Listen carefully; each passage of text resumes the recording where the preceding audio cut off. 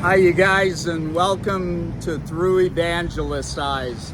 My name's Rod Savala, and we're going through the Bible and looking at what the Word of God has to say about evangelism, about life, about relationships, about how we can share the gospel, we can proclaim the gospel, we can declare the gospel. So right now we're in chapter 32 of Exodus, and Moses is about to get really mad. And as I was going through this chapter, I found myself saying, I have known foolish anger, I have known selfish anger, I have known unrighteous anger, but wow, I wish I could learn righteous anger. Moses has some incredibly righteous anger. He is bothered at the fact that God's image is being vandalized. God's labor of love is being vandalized. Imagine being in a museum and you were looking at original Picasso's, even Da Vinci's, name an artist, and somebody was in there with a knife cutting those originals, or with a pen writing on them. What would that do? How would that affect you, just because of the incredible talent that went into that art? Look around. Look around at people.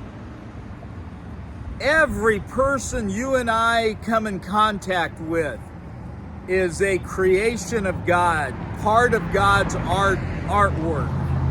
And when we sin, or when we stay quiet, I believe we vandalize the very image of God. And Moses comes down and he is mad, and he executes that anger. And I think at first some of the responses, wow, that was severe. I mean, he literally puts to death a number of people who are involved in this whole rebellion of making the idol.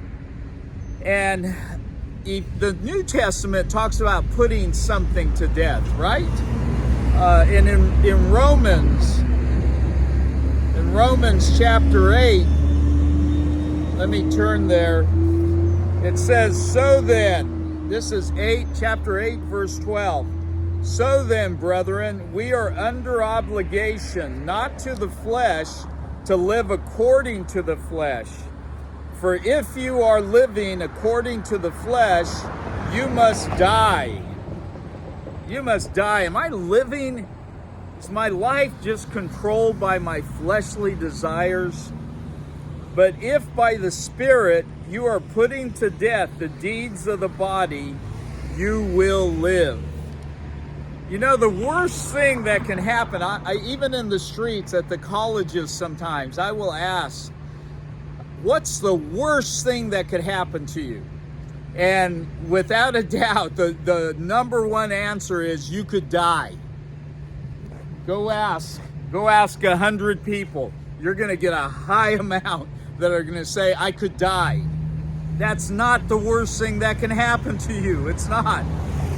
The worst thing that can happen to anybody out here is that they die without Christ.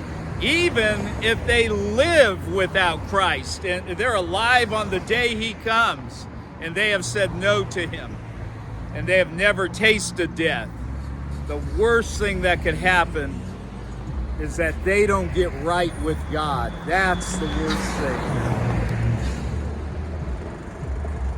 So first, let's deal with the image we see in the mirror.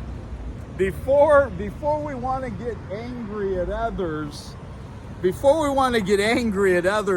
of the way they're not respecting the image of God or the Word of God, let's look at our own self and say, oh, I ought to get angry at myself and say, I can be better at this.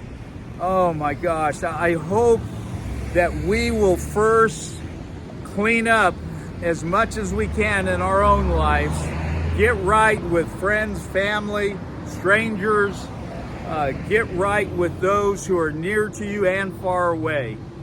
And then let's go tell somebody about Jesus, okay? God bless you, and here we go.